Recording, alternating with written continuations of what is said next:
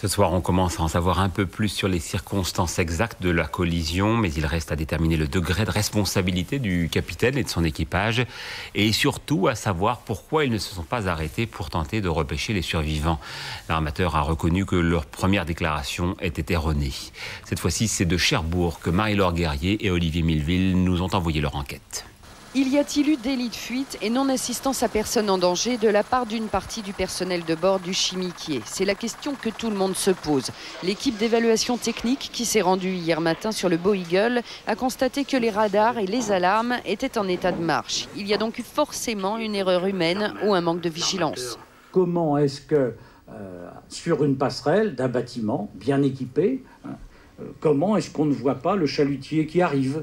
Et puis de l'autre côté, on va dire aussi, il faut bien reconnaître, sur le chalutier, comment est pris en compte la présence du cargo.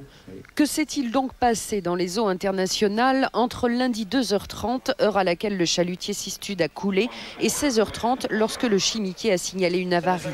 Un choc qui a laissé une telle brèche à bâbord ne peut pas passer inaperçu. Le personnel de bord, interrogé hier, déclarait qu'il s'agissait d'une vague plus forte que les autres. Mais ce matin, avant l'arrivée des officiers de police judiciaire, une partie de l'équipage a soulagé sa conscience et reconnu avoir percuté quelque chose d'anormal.